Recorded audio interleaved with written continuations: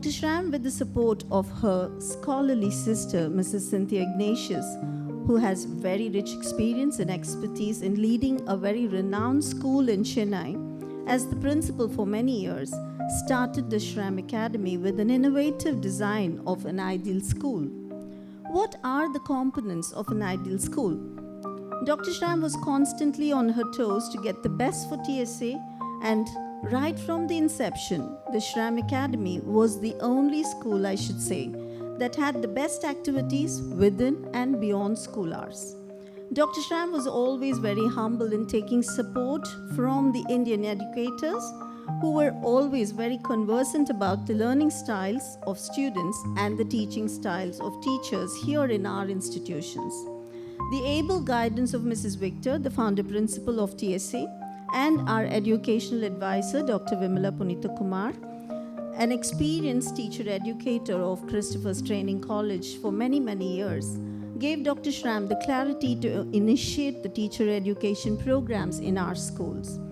She was very conscious about the need to enrich the teachers with good lesson plans, clear models for scientific inquiry, perfect designs for project-based learning, and creative strategies to develop critical and divergent thinking skills in young children. I studied in the school where Mrs. Cynthia Ignatius was the principal, and Dr. Schram would often ask for some interactions about our classroom experiences of the yesteryears.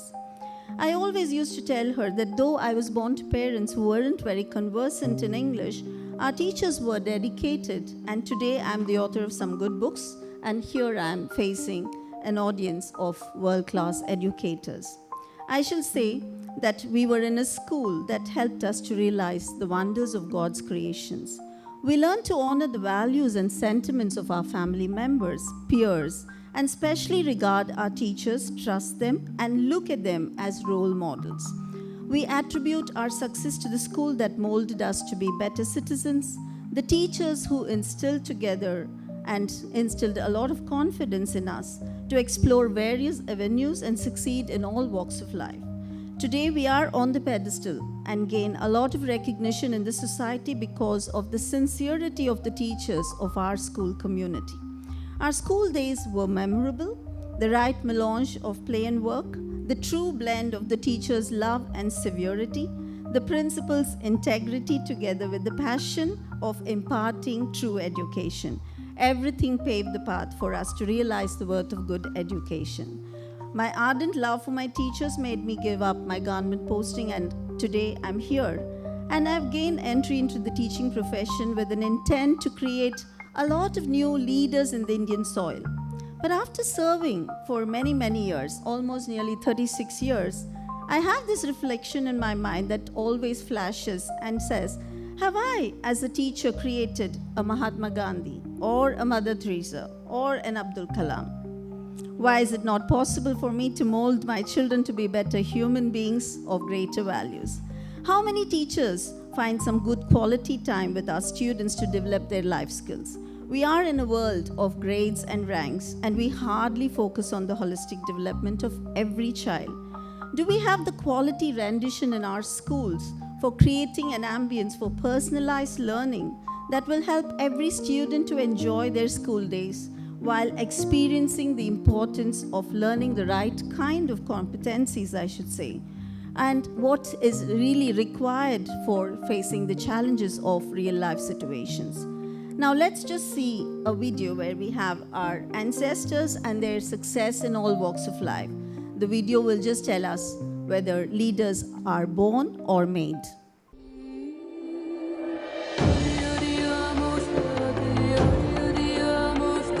To gain independence, we must prove worthy of it.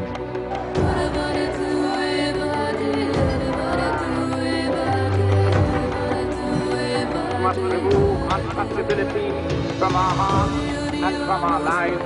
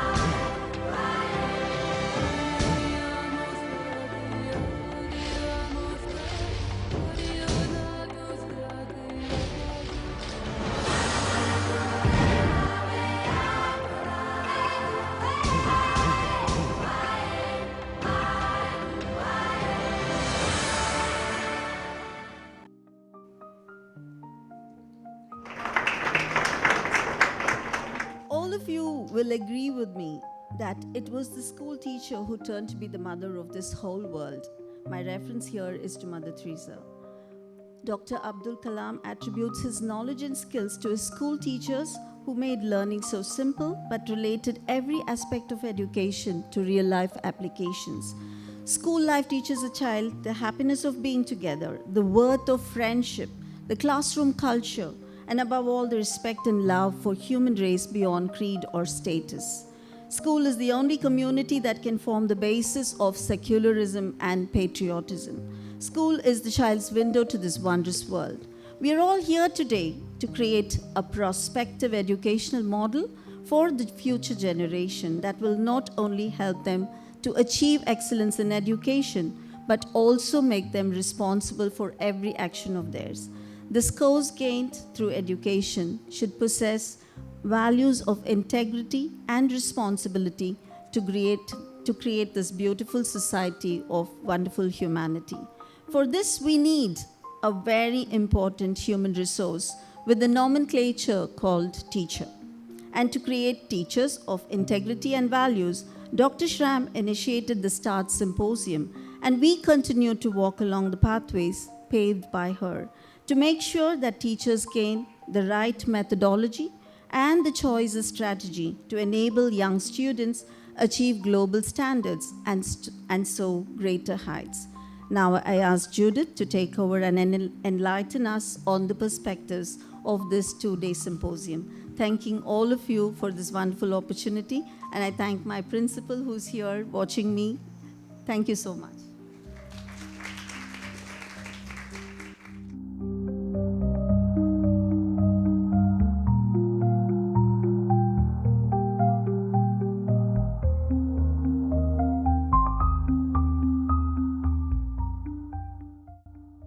The theme for this conference, Futuristic Archetype for Global Education, is a creative model that envisions the evolution of education in the years to come. Each topic discussed today will touch upon key facets that would define futuristic education globally. I invite the audience to open their brochures to page 12 and 13 as I give you a glimpse of what you can expect during the course of this two-day symposium. On day 1, the first session will take us through the different pathways of global education and employment. It would be a good session to reflect on what we do in the classroom against the probable expectations of a future world. Due to a scheduling adjustment, we are forced to move the VUCA World session of Dr. Pillai's from day 2 to day 1 and Dr. Hastings' session on psychological and philosophical foundations from day 1 to day 2. So our second session will shed light on assisting leaders develop not just skills, but also resilience to thrive amidst uncertainties that our VUCA world constantly throws at us. It's about cultivating innovative and ethical leaders who can navigate challenges, seize opportunities, and drive sustainable growth in a dynamic global economy. The third session will focus on prioritizing the process of learning rather than the final results. The focus will be on fostering a conducive and nurturing learning space where creativity is an inevitable byproduct. Post-lunch, we will treat ourselves to an informative session on the importance of technology in education. It will be a journey through the world of learning management systems, their relevance, advantages, and challenges. Day 1 will end with a panel discussion on the best educational practices practiced both nationally and internationally. Day 2 will begin with a session on the importance and significance of Bloom's taxonomy in the areas of teaching, learning, and testing. Session 2 will tackle the tough question of whether teachers should avoid or embrace the evolution of AI.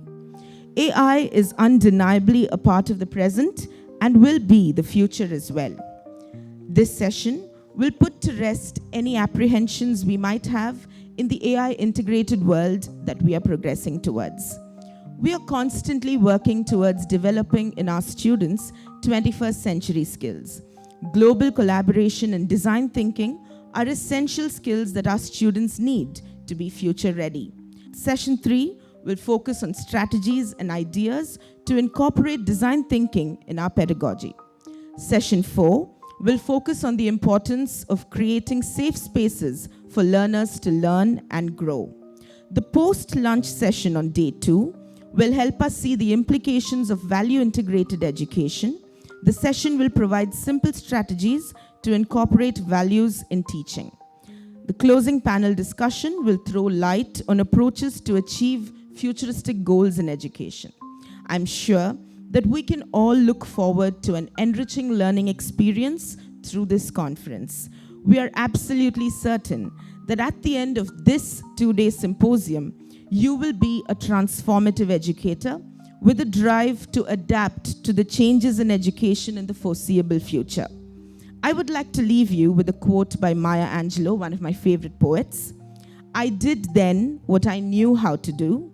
Now that I know better, I do better." Thank you and happy learning.